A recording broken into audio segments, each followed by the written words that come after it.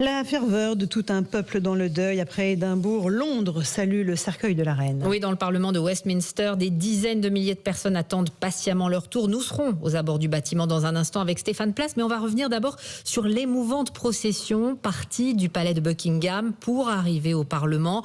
Pendant une quarantaine de minutes, les 4 enfants de la reine ont suivi le cercueil de chêne. Reportage d'Anaïs Cordoba. À l'approche du cortège funèbre, le silence dans la foule. Au son de l'orchestre des Royal Marines, des policiers à cheval ouvrent la marche, suivis par des soldats en tenue d'apparat qui avancent au rythme de 75 pas par minute.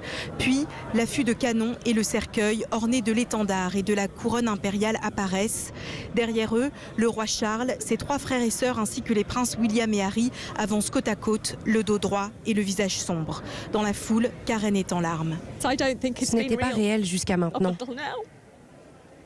On le voit à la télé 24 heures sur 24, mais voir le cercueil de Sa Majesté sur la calèche avec toute sa famille qui marche derrière, l'espace d'un instant, mon cœur s'est arrêté. Même émotion chez Denise, venue spécialement de Birmingham pour l'occasion. Elle faisait partie de notre famille toute ma vie. Je n'ai connu qu'elle.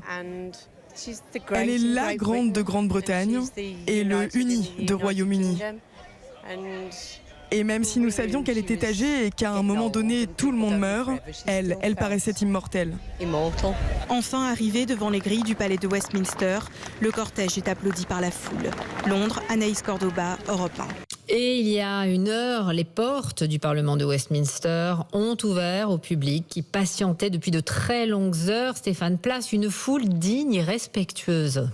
Absolument, et c'est devant ce cercueil enveloppé de l'étendard royal et sur lequel sont posées la couronne impériale sur un coussin violet ainsi qu'une gerbe de fleurs composée de roses et de dahlias blancs cueillis dans les jardins de Balmoral et de Windsor que défilent silencieusement et visiblement très émus ces anonymes rendant un dernier hommage à la souveraine. Certains font un rapide signe de croix et la file d'attente à l'extérieur s'allonge près de 10 km déjà. Il faut être patient pour accéder à Westminster Hall. Bernadette compte bien s'y recueillir avant lundi, avant les obsèques. Oui, je vais faire la queue pour ça. Je vais probablement revenir à 3 heures du matin samedi. On doit être là. C'est la reine, donc elle mérite le meilleur. Elle a dédié sa vie pour son pays et je pense que tout le monde ici doit lui rendre hommage. Jeune mère de famille, Juliette, a assisté tout à l'heure à la procession, mais dans sa famille, eh bien, c'est son mari qui a été désigné pour faire la queue et accéder à Westminster Hall. Mon mari va y aller, oui, il y sera. C'est la grand-mère de tout le monde, on l'aime tous, on a tous grandi avec elle, elle fait partie de notre vie, de notre histoire. Je suis là aujourd'hui pour représenter notre famille et lui sera là vendredi à l'église en notre nom.